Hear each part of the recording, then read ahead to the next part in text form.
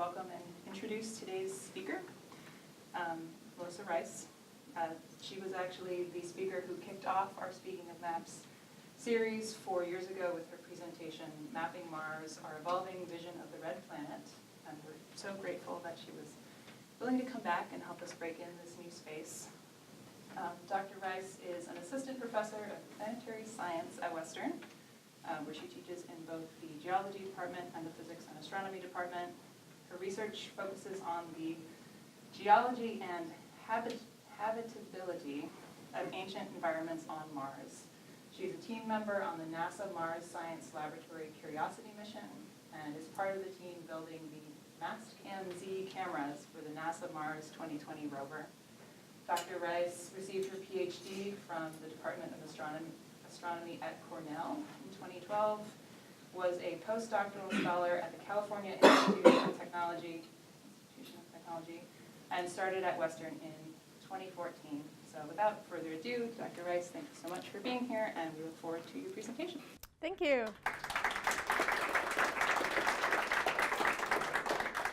So thank you for that introduction. As was mentioned, I gave a talk with the same title, Mapping Mars, in my first year here as faculty at Western, and that was in 2015. And so this is Mapping Mars Part 2, but don't worry, I'm not going to quiz you on anything from Part 1, and we'll start from the beginning again, which is this. This is how Mars looked to most of humanity for most of humanity's existence. Until the dawn of the space age, Mars was just another point of light in the sky. It was looked like a star, but had its own classification as a wandering star, in that if you tracked the position of this bright red dot from night to night, its position would change relative to the rest of the background stars. So it was long known that Mars was something different from everything else in the heavens, but Mars, for most of our species' history, has been little more than a point of light in the sky. 100 years ago, things weren't that much better. This was the best picture that we had, taken through a telescope on the Mount Wilson Observatory in California of Mars. So this was as much as we knew about it 100 years ago. Now, it's certainly more than a single point of light by this point. So for the past 100 years, we've known that Mars has some variation on its surface. Looks like it has a little white hat at the top. That's Mars's polar cap. That is carbon dioxide ice, some water ice, but mainly CO2. And that polar cap moves from the northern hemisphere to the southern hemisphere as the seasons change on Mars. So we've been tracking that for quite some time. That dark patch across most of Mars, that is a low albedo dark region that astronomers have been watching change over time. And this seems to change with Mars's seasons as well. And so the changing nature of this dark patch relative to the brighter areas on the surface of Mars led early astronomers to think that that must be vegetation changing with the seasons, growing in the spring and waning in the autumn in the northern hemisphere of Mars. Now, when telescopes improved, Percival Lowell around the 1940s was looking at Mars in more detail than had ever been seen before from the observatory in Flagstaff, Arizona. And Lowell saw these long, straight lines as he peered through his telescope, and he drew maps of the prevalence of these lines across the surface of Mars.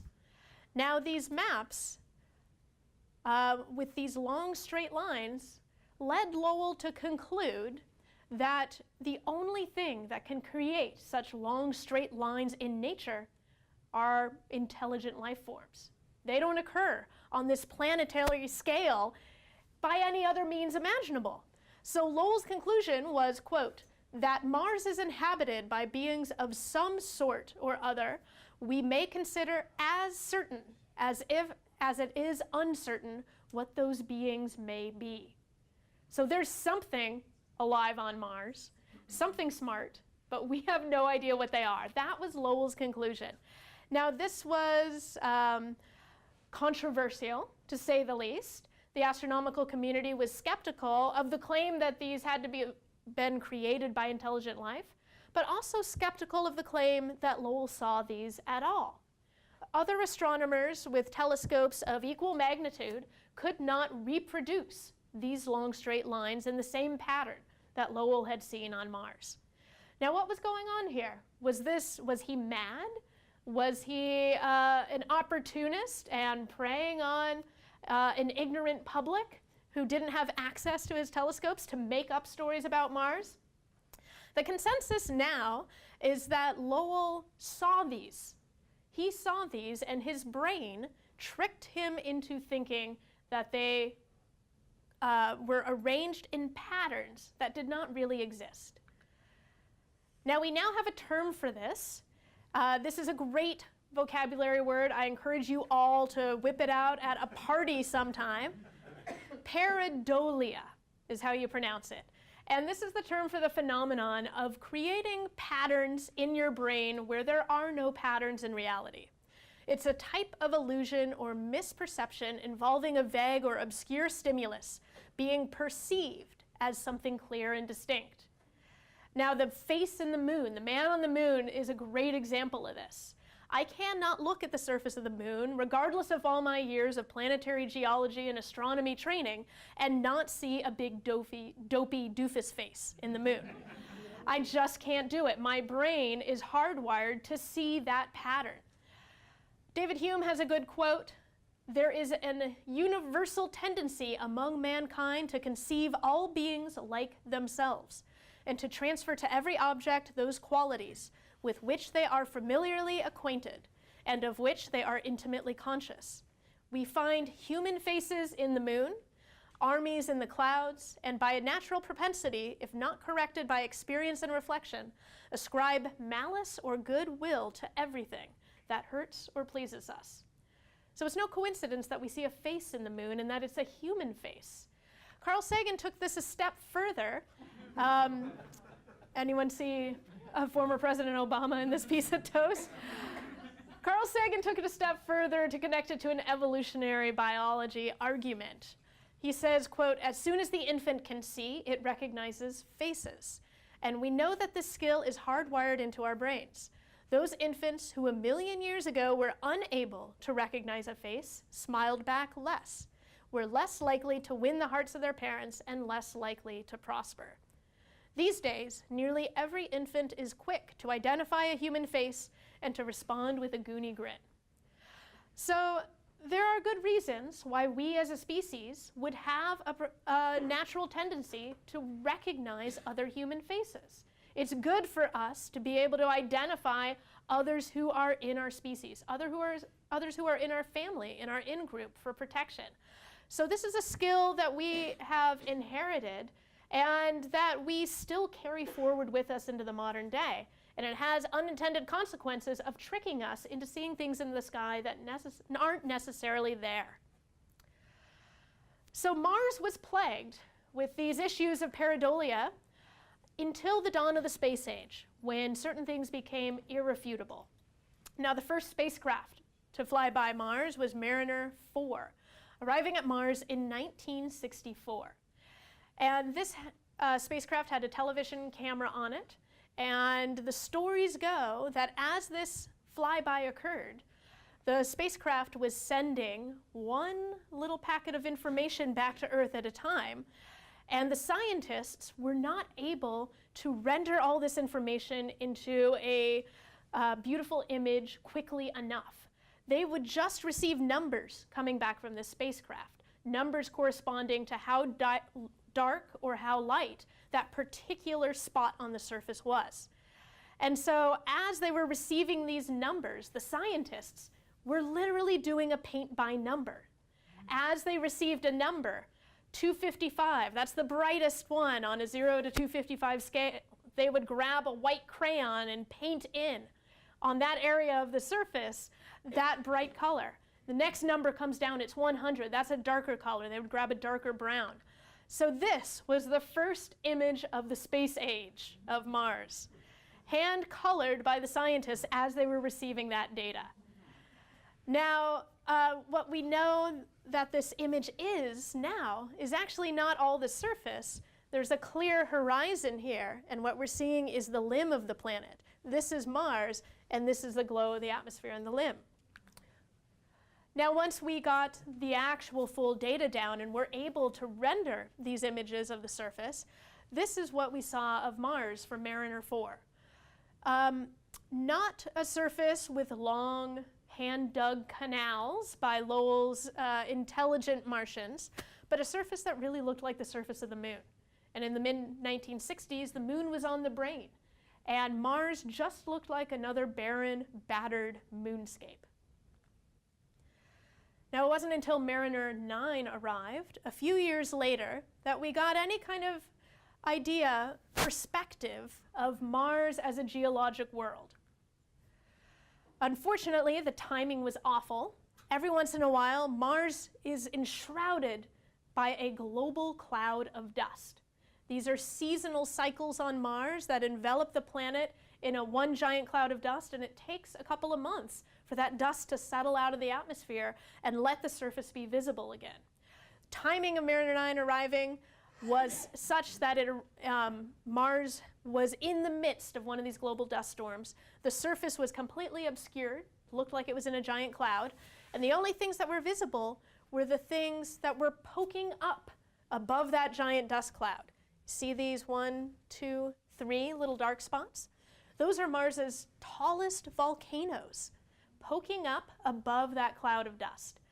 And as the dust settled around them, eventually the spacecraft was able to image those volcanoes and see that they were in fact enormous, not just tall enough to poke through the dust cloud, but wide enough that they spanned the entire length of the Hawaiian volcanic chain. I have a version of this I like a little better for local audiences.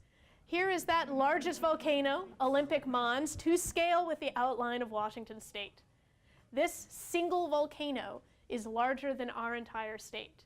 So that puts things in perspective. Mars is a strange world where the volcanoes can grow to be larger than Washington State, where the canyons are the widest and longest and deepest in the entire solar system, and the canyon systems on Mars can span the entire width of the United States. It's a 3,000-mile wide canyon system. Dwarfs the Grand Canyon. So Mars is a really dramatic and dynamic place, or at least it was at one point in its history, to develop these remarkable landforms. Mariner 9 also saw these valley networks, these now dry river valleys, sinuously snaking across the surface.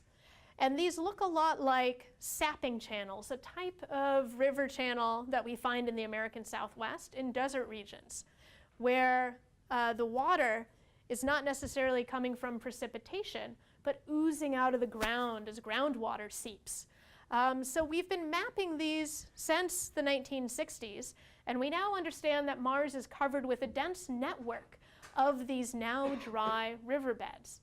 And this implies that at some point in its history, Mars didn't necessarily have canals carved by intelligent Martians, but it had channels carved by flowing liquid water. Now, Pareidolia is not dead. Mariner 9 caught this image of what became known as the face on Mars. I see a face. Does everyone in here see a face? Following up, a couple decades later, the Mars Global Surveyor, first high-resolution camera to get to Mars, took a picture of this same feature at a different time of day. Time of day is important because the sun is at a different angle and the shadows will look different. And here's what the face on Mars actually looks like. So it's an interesting feature. It's thought to be a ground ice feature, and there's a whole geologic story to go along with it, but it is no ancient structure of a face that ancient Martians have designed to capture our attention, which was the going hypothesis for a while in the 80s and 90s. So that camera that took that picture, Mars Global Surveyor, arrived in 1996 and really revolutionized the spatial scales with which we were able to map Mars. This contained not only a high-resolution camera, but the first laser altimeter to go to Mars. Laser altimeter is a really fascinating instrument. It works by shooting a laser beam at the surface of Mars, and receiving the signal that is bounced from that laser as it hits the surface, reflects off, and comes back to the spacecraft. Now, what this instrument is actually measuring is time. How long does it take from when it sends the signal to when it hits the surface, bounces back, and is received by the spacecraft? If that laser beam has to travel a longer distance, it's going to take more time for it to hit the surface and come back to the spacecraft. If it's only traveling a very short distance, that travel time is smaller. So we can use these travel times to know whether that laser is zapping the top of Olympus Mons, the tallest volcano on Mars, or the bottom of Valles Marineris, that large canyon system. And we can shoot these laser beams all over the surface of the planet and create an entire global map of the surface topography, the highs and the lows. And that's what this map is. This map was published in 2001, and it's really revolutionized the way that we think about the surface of Mars. We not only see these features on the surface through imagery, but we can, in a sense, feel them.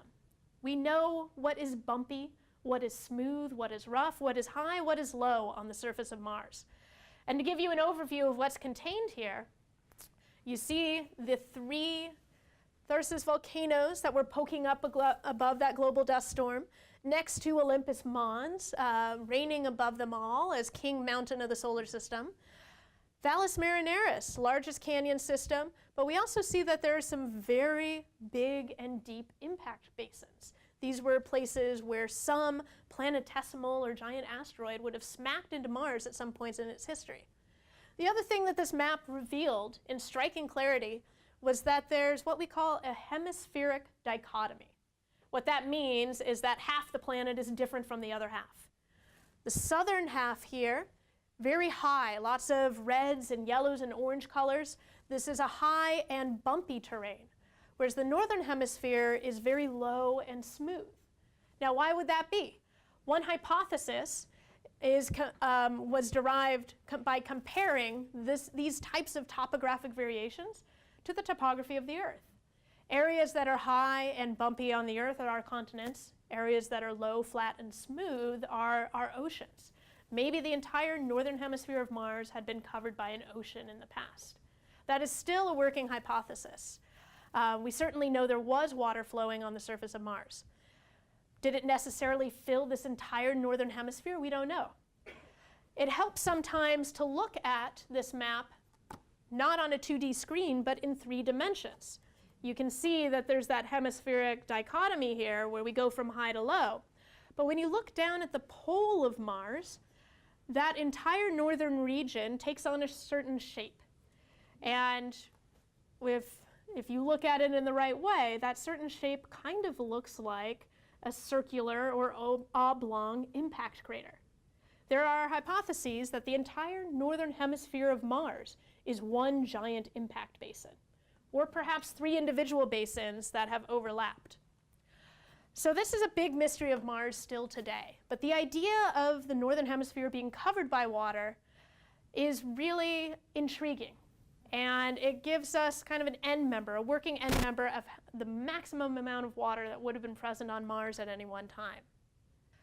So our vision of Mars is evolving from a dry, desolate, barren moonscape, like Mariner 4 revealed, to something that at some point in Mars's past would have been potentially covered with lots of water, having lots of weather cycles, a hydrological cycle, river valleys and lakes in the southern hemisphere, draining that water into the northern lowlands.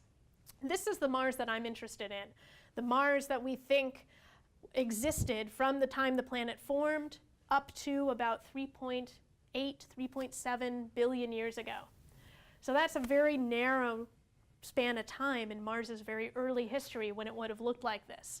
But in my mind, that's the most interesting time, and that's the time that we really need to explore in order to understand how Mars turned out to be so different from the Earth.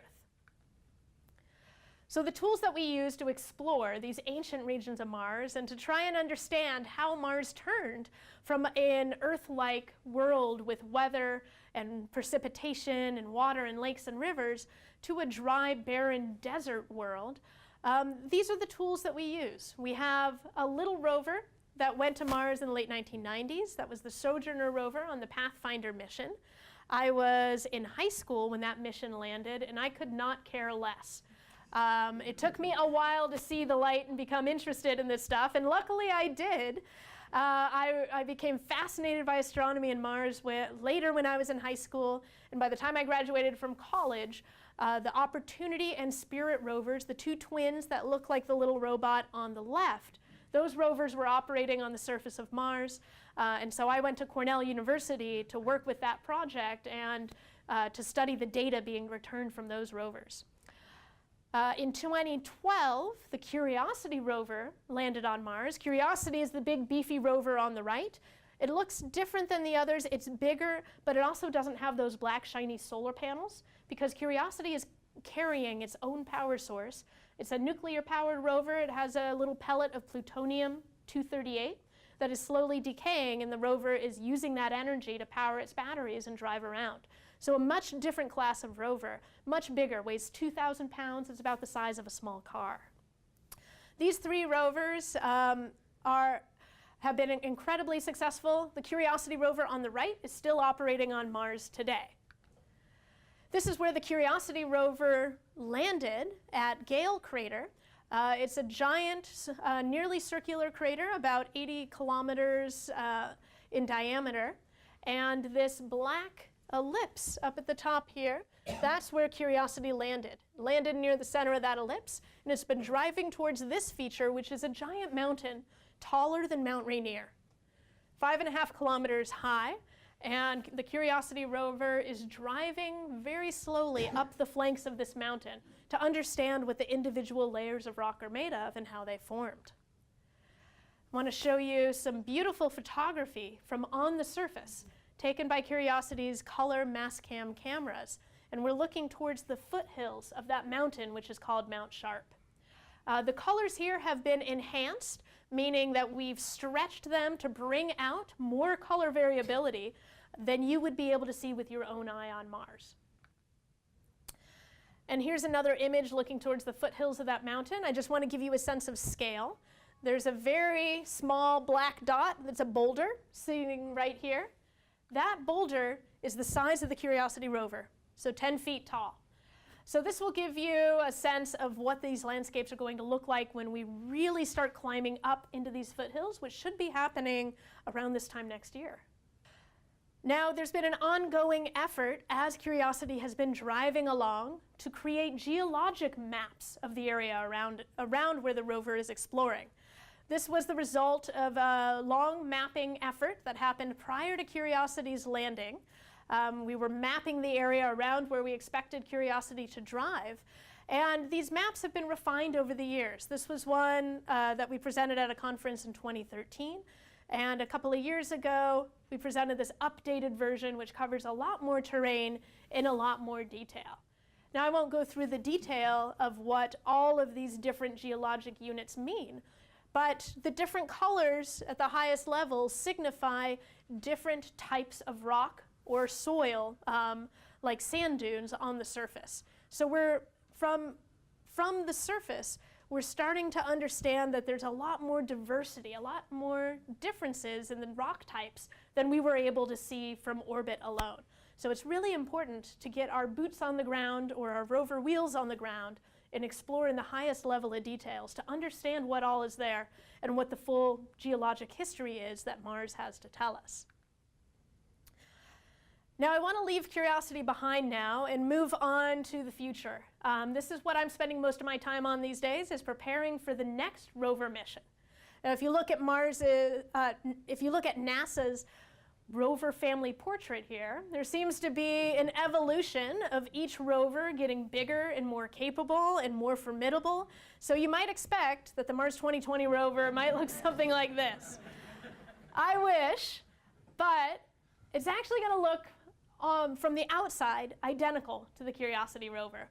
It's using the same blueprints for the rover chassis. It's going to have a same arm with the same dimensions, but all of the innards are going to be different. And the mission of this of this, the mission of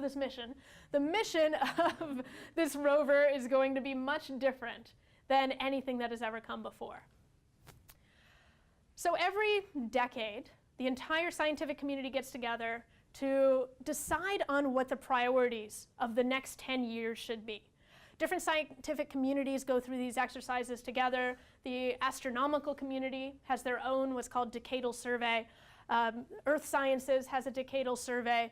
And for planetary science, about 10 years ago now, the entire community came together and decided that, quote, a major accomplishment of the committee's recommended program will be taking the first critical steps towards returning carefully selected samples from the surface of Mars.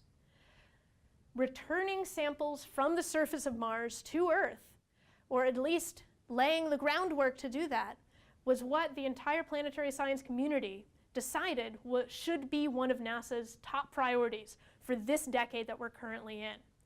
So the Mars 2020 rover is going to directly address this issue that the community thought was the most important thing to do in space. Bringing back rocks from Mars is an important thing to do because there's so much more that we can do in laboratories here on Earth than we can with our robotic assets on Mars alone. And we know that because nature has given us some rocks from Mars for free. This is a rock called Allen Hills 84001. This is a famous rock named for the region where it was found in the Allen Hills in Antarctica. And this is a famous rock because in the interior of this rock, as seen by scanning electron microscopy, there are some very, very small features that kind of look like little worms. And these were hypothesized to be Martian biota, Martian microbiology encased in this rock. That is still controversial today. And most of the community thinks that those were just minerals that were precipitated in the rock without the aid of any biology. But we would never have seen those structures to begin with without the large-scale lab bench instrumentation that we have here on Earth. Those are instruments that we have not yet had the technology to miniaturize to about this big to send on a rover to Mars. If we really want to be looking for life on Mars, we need to do experiments here in Earth labs. And if we want to verify that there was life on Mars, we need repeatable observations in multiple Earth laboratories, not just one hint from a single rover on Mars. So we need to bring more rocks like this back. Nature does keep giving. This was a rock called Black Beauty, identified to be from Mars, that was discovered also in Antarctica a couple of years ago. And so nature does bring us some rocks from Mars. The way that happens is that an asteroid hurtling through space collides with Mars with such energy that rocks from Mars get flung out. Some of those rocks get flung out into space, and a small fraction of those eventually land on the surface of Earth as meteorites. So these Martian meteorites, we do get them every now and again. We do get them for free, but we don't get to choose where they come from. Most of the surface of Mars is covered with dusty plains and lava flows and areas where we don't think there would be that high of a chance for there being evidence of life. But we do know that there are some spots of Mars where there were river deltas, where there are sedimentary layers of rocks, and those are where we really want to go to find evidence for life.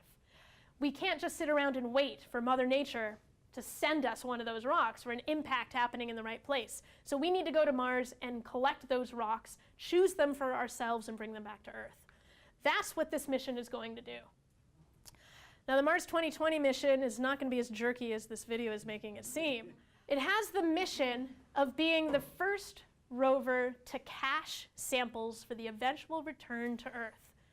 What that means is that it is going to be the first rover to drill into the surface of Mars, extract some cores, some little tubes of rock, and with the intent of returning those to Earth someday. Now, this rover can't do it on its own. It can't send those rocks back to Earth all on its own. We think that this really needs to happen as part of a three-step process. The Mars 2020 rover is going to drive around and collect a minimum of 20 samples in a period of 1.5 Mars years. That's 3 Earth years. It's going to collect a minimum of 20 samples. It has the capability to collect a maximum of 37. And it's going to select these samples, and we are going to hope that the samples that it finds and that it collects are going to be compelling enough to justify returning to Mars to bring them back. This is a challenge. Curiosity on Mars, shown with the stats on the left here, in its first 1.25 Mars years, it drove a distance of a little less than 11 kilometers, and it scooped up 2 scoops of sand, and it drilled 6 times on the surface of Mars. The next rover, Mars 2020, in the same amount of time, we require that it travel a longer distance, 15 kilometers, and we require that it collect a minimum of 20 drilled samples. So we're requiring it to more than triple the productivity of drilling based on what Curiosity had done before. Now, I mentioned that this is only going to be the first of a 3-stage process to get rocks from Mars back to Earth. First stage is to send the caching rover. That's what Mars 2020 is going to do. Drive around, pick up those samples, put them in a cache, which probably won't be a fancy bucket, but just a deposit on the ground of all these little tubes. Step 2 is going to be what we call the Fetch Rover. It's going to land on Mars somewhere near where 2020 was, drive to where those samples have been deposited, pick those up, drive back to a launch pad, and then launch those samples into orbit around Mars. Now, it would take so much fuel to launch them all the way back to the Earth that we can't do that in one go either. So those samples are going to be launched into orbit around Mars, and then stage 3 is a sample return orbiter. This is going to be a 3rd spacecraft to go into orbit around Mars, grab those samples, and bring them back to Earth in stage 3. The whole thing should take about 20 years, if we're lucky. So, students today, this might be the main thing happening in your career if you become a Mars scientist. I will be on my way out. So a lot has to go right. We have to land the Mars 2020 rover. We have to land it safely. That is no small task. We have to collect the samples, between 20 and 37 samples. We have to hermetically seal them in some nice tubes, and we have to deposit them. The next rover has to come and pick them up and launch them into orbit around Mars. Stage 3 has to collect those from orbit around Mars and bring them all the way back to Earth, and then land safely on the Earth. Returning things to the Earth is hard. There was a spacecraft called Genesis, which went into space to collect samples of the solar wind, and it was supposed to land softly back in the desert in Utah. It had a hard landing, which is NASA speak for a crash, and most of those samples were compromised. There were a few that were recoverable and able to be studied, which is exponentially better than nothing. But every stage of this process of getting samples back to Earth is risky and hard. So let's talk about that first step, because this is the only one we know is going for sure. This is the one with money on the books. This is the one that is being built as we speak. Landing on Mars is really hard, especially when you have 2 tons of spacecraft that you want to land like a feather dropping to the surface. These rovers land on their wheels. If they land too hard, they can't drive. Then you don't have a rover, you have a lander. So let me show you how this landing is going to happen. This is going to be the same way that we landed the Curiosity rover on Mars in nearly a decade ago now. The spacecraft takes between 7 and 9 months traveling through space from Earth to get to Mars. Once it arrives at Mars, it only takes 7 minutes to get from the top of Mars's atmosphere all the way down to Mars's surface. They call those the 7 minutes of terror, because that is where most accidents happen. Flying through space is easy. Landing on Mars is tough. So entering the Mars's atmosphere, we're starting at around 14,000 miles an hour. A lot of heat built up. There was a heat shield there to protect the spacecraft from burning up. parachute, probably the size of this mapping room, to slow the spacecraft down through Mars's thin atmosphere.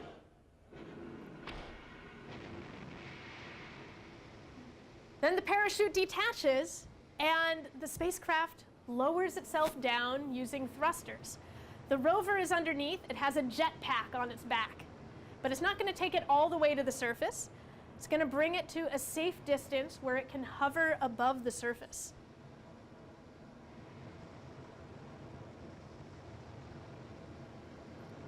Again, apologies for the jerkiness of this video. Maybe it's more accurate that way. As the rover's landing, it is taking pictures with its downward-looking cameras, and it is registering those pictures together with maps of the surface of where we want it to land. And it's navigating itself to find the best, safest, smoothest spot to land. Now what you saw there, the rover lowering itself down on these tethers, that is called the sky crane maneuver. And those tethers are going to lower the rover down to a soft touch on the surface. Those cables are going to be cut, and the jetpack flies away and crashes, hopefully somewhere far, far away from our rover itself. And then there's the rover by itself on the surface, ready to lift up its head and start taking pictures and driving around. So that's how we get down to the surface of Mars. It's a terrifying way to land 2,000 pounds and $2.5 billion worth of spacecraft onto the surface of a planet 100 million miles away. It still makes me nervous, even though I know that this has worked at least once for Curiosity. We have some improvements this time around. For the Mars 2020 rover, we're adding a new landing technique called terrain relative navigation.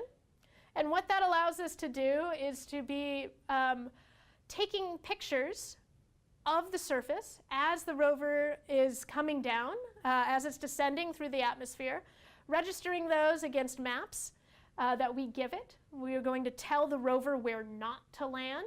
And so it's going to be able to recognize those hazards and divert around them. So if we happen to be landing on top of the mountains over there where it's really rough, we can divert. The rover will know how to propel itself away over to a soft, smooth landing nearby.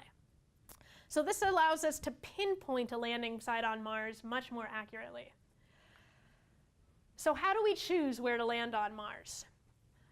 This is what the Mars community has been debating about for the past 4 years, up to this point. After, once this mission was selected and announced that that NASA was going to build it and run this rover to Mars, the scientific community has been in a frenzy arguing about where that rover should go. Now, we don't have the entirety of the planet available to us. There are a lot of constraints that we have to keep in mind, and this is where detailed mapping really comes into play. In order for this rover mission to be successful, and in order for it to land safely in the first place, there are certain regions of Mars that are just plain off limits. This rover can't be too cold. Even though it's going to carry its own power source, it's plutonium powered, most of that power doesn't actually go into operating the rover. Most of that power goes into generating heat to keep the rover and its systems alive. So Mars is a super cold place. And we can't go any place where it is too cold, where we're not going to have enough power to generate heat. So what that means is the north and the south, those extremes are off limits. We cannot go anywhere further north than 30 degrees north, further south than 30 degrees south. That already blocks off 2/3 of the planet. So we have a narrow strip along the equator that's left. Now we don't get to go anywhere we want there either. There are other engineering constraints. Elevation. You saw that there's a giant parachute that slows the rover down on its descent towards the surface. We need to make sure that there's enough atmosphere for that process to actually work. If we were to land on the top of Olympus Mons, that tallest volcano, there's not enough atmosphere between the top of the atmosphere and that surface for us to slow down. So we have to land the rover anywhere at low elevations. And we have a restriction here of that being below 0.5 kilometer elevation above sea level. Now, what does sea level mean on a planet with no seas? Today, Mars just has high and low areas, but there's no sea level. So what we use is an average elevation for the entire surface. And we kind of somewhat, but not entirely arbitrarily, set a 0 elevation below which we call negative elevation. So most of the areas that are left for us to explore are these negative elevation areas, these low areas where there's lots of atmosphere above them to slow the spacecraft down. Now that's not it. Of these areas that are left, a lot of them are really dusty, and dusty enough to be terrifying to a spacecraft. Think about landing in a sand trap, and then the rover just spins its wheels and digs itself deeper and never gets to rove at all. So we cannot go anywhere on Mars where the dust is too thick. And the way that we measure that from our orbital spacecraft is by looking at a property called thermal inertia. If you walk on the beach on a hot day, that sand is really, really hot after it's been baking in the sun. But as soon as the sun starts to set, the sand becomes cool pretty quick, right? That's because that sand has a low thermal inertia. It means that the sand is not retaining heat. And it doesn't retain heat because it's sand, because it's lots of small particles. If we want to land in places that don't have sand, we want to go to places with high thermal inertia. That's a property we can measure from orbit. So we mask out those areas in the white and gray, and everything that's left with a color is a safe candidate landing site. So NASA made the call for anyone in the scientific community or the general public to bring forward a candidate landing site from those regions that remained after all of those mapping layers were applied, all of those engineering criteria. And at the first NASA landing site workshop to discuss all of these proposals in 2014, 21 landing sites had been proposed. Most of these were proposed by Mars scientists who had been in the biz a long time. But some of the proposers here, there was a high school student who came and advocated for a landing site to go back to where the Spirit rover was. So this really was a community-wide effort. And these 21 sites were discussed, and the colors that we're showing here in the charts, these are the result of the vote after all of these landing sites had been discussed. And NASA decided to take the top 8, to draw a waterline here and say from this point on, we will only consider those 8 highest ranked landing sites. So those moved forward for more scrutiny, and those 8 were discussed further in another workshop in 2015. The 8 candidate landing sites that made it past this first round are shown in the numbered red pins here. And the distribution of these sites across this equatorial swath of Mars really tells you where the interesting stuff is here. There's a cluster over here by this feature called the Isidis Basin. That's some of the most ancient terrain on Mars. Those have rocks that are 4 billion years old and older. So that might be a good place to go to explore this very early, more Earth-like, potentially habitable, potentially an inhabited era in Mars's history. And we can see that there was a site that was right on the edge of the Valles Marineris Canyon system. This was the one proposed in part by a high school student. This was the Spirit rover's landing site. And we have a couple others scattered about. Now these 8 were rigorously debated in this workshop in 2015. And I was one of the main advocates for a site called Eberswalde Crater here. A beautiful, beautiful crater with a river valley flowing into it and an ancient delta that was preserved in beautiful inverted stratigraphy. My site didn't make it past the next round. In 2017, there were 3 sites remaining, and there was another workshop to debate the merits of these: Jezero Crater, Northeast Syrtis, right next door, and the Columbia Hills of Gusev Crater, which is where the Spirit rover had gone in 2004. 3 sites remaining. Now in 2017, these 3 were debated, and in 2018, the community came together one more time, and you'd think that they would have narrowed it down from 3 maybe to 2 or 1, but NASA actually added a site when we had this workshop last October. And the reason was because 2 of these sites were very close together. Jezero is a site in this impact crater here, and in this map from orbit, you can see the outline of a river delta here. similar to the site that I was proposing, but not as good, you know. Northeast Syrtis was very close to Jezero, but these two sites were too far apart for the rover to land at one and drive to the other. So NASA cleverly suggested adding a fourth site to the mix called Midway. Clever naming. At least it's not a tortured acronym. And Midway was a spot that theoretically, if we landed here, we could decide after exploring this region to go in either direction and either hit Northeast Syrtis to the south or Jezero to the north.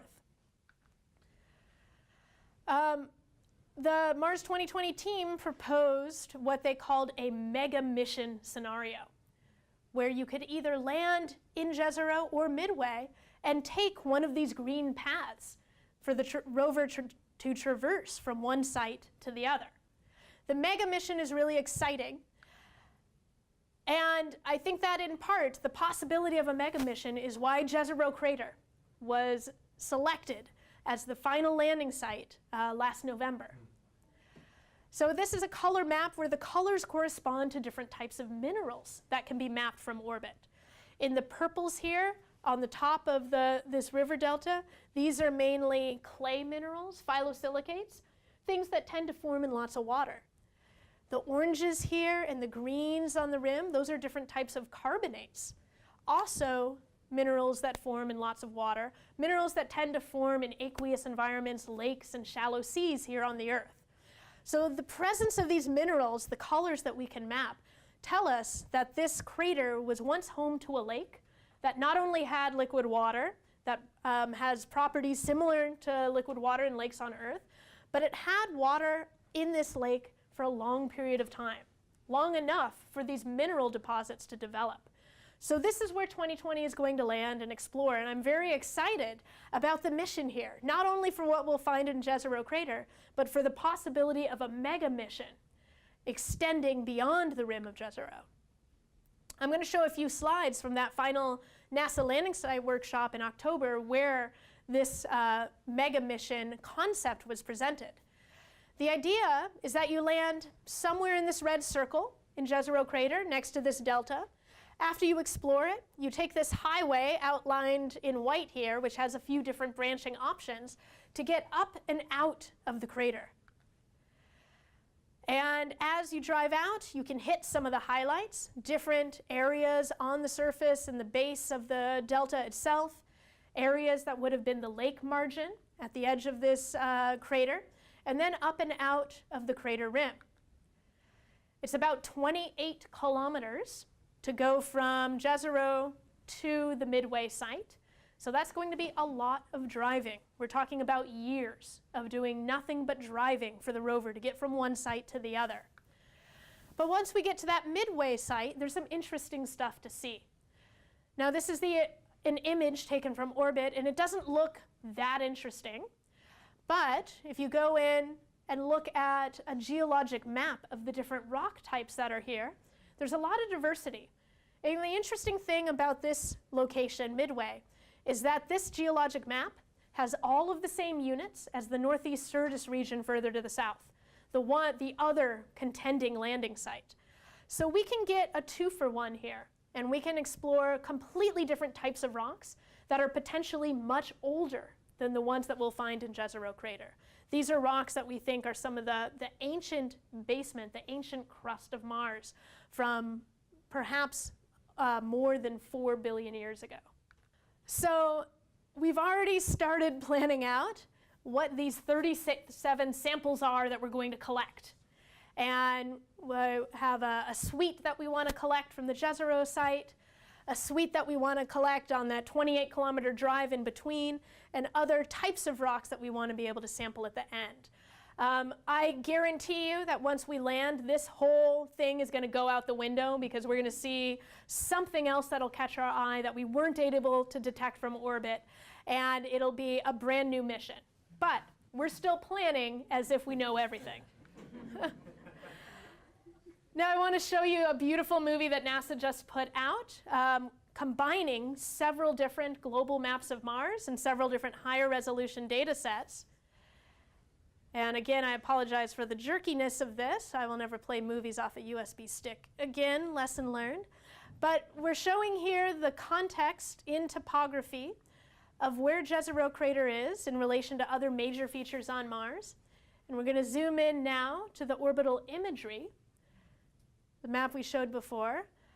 And you can see the path outlined in white from the center of the landing ellipse, where we expect to land, traversing across the surface of the delta and up and out of the crater. So the landing site is selected. What do we do now? We've got an idea of the 37 samples we want to cache. There's still a lot of work to do.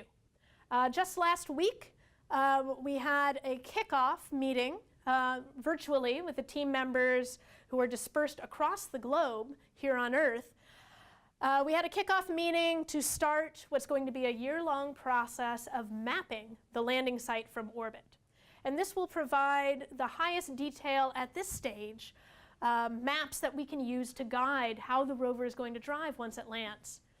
The way we do that, this is a map of Gale Crater with the landing ellipse, and you can see the outline of the delta underneath here. The Mars 2020 project has divided this entire region where we'll be exploring into a bunch of these small squares, these about 1 by 1 kilometer quads. And these are going to be divvied up amongst all of the rover team members. There are 400 scientists who are involved as part of the science team for the Mars 2020 mission. And so many of us have volunteered to do our part and create a detailed map for one or a couple of these squares. And over the next year, we'll be piecing those little quads together like a big patchwork quilt and working out the kinks and the seams to create one beautiful seamless map at the end of this process. Myself and 2 of my students are involved in this process, and so over the summer we will be getting to know this area quite well, doing our detailed mapping of these squares to contribute to the large Mars 2020 patchwork quilt. Now I just want to end with a couple fun facts about this mission. In addition to the rover itself, we're going to have a flying companion. This is going to be the first aerial spacecraft to accompany a mission to Mars. This is a helicopter that has 2 giant blades, and it is going to fly ahead of the rover and hopefully will help us scout out some areas where the rover is planning to explore down the road.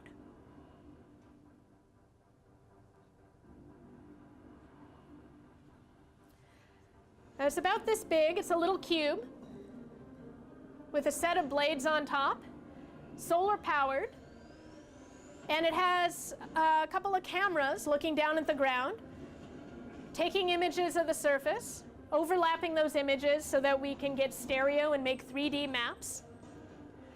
And it's going to transmit signals directly to the rover. The rover will take the data of those images and send them back to Earth. The helicopter's super cool. I'm really excited about it. And I'm most excited, however, about these instruments. These are the 2 cameras called Mastcam Z, which are going to be mounted to the top of the rover's mast, and these are going to be the 2 eyes of the camera, the 2 eyes of the rover.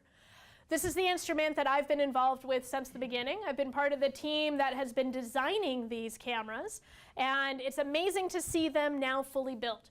Just 2 weeks ago, me and 2 of my students flew down to San Diego at Malin Space Science Systems, where these cameras have been built, and we got to take test pictures with them. So we took over 100,000 images of different types of resolution and color targets so that we can create a calibration and know exactly all of the intricacies of how these cameras are going to operate on Mars, where their distortions are, how to correct radiometrically for how much light is coming in. So we have that data set that we'll be chewing on over the next year until the rover launches as well. Here's the cameras going into a thermal vac chamber. You can see there are 2 little eyes here. Once that chamber closes, they're going to look out that window. And that chamber was pumped down to Mars temperature and pressure conditions so that we could see how these cameras are going to operate once they get to the surface. And I just have to show this. These are 2 of my current students and 2 Western alums who are now working at Mail and Space Science Systems. And you can see we are in front of the window into the clean room. The 2 cameras are here, and a couple of engineers in their labs, in their lab bunny suits, are there waving at us. And this is my favorite picture I'll show. This was taken by the Mastcam-Z cameras, the ones that are actually going to Mars. And this is the head, the lead on the cameras, Jim Bell. He was my PhD advisor. A couple of the other engineers and science leads are in the room. The rest of the team is on the other side of that window, kind enough to hold up a mirror so everyone could be in.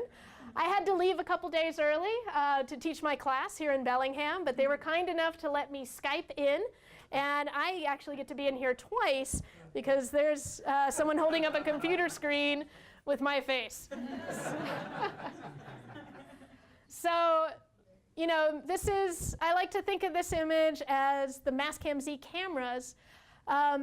Taking this picture, it's like the rover opening its eyes and seeing its parents for the first time. And the rovers, the cameras have closed their eyes again. They've been sent to the Jet Propulsion Laboratory. This is the high bay at JPL where the rover itself is being assembled. Those cameras are, as we speak,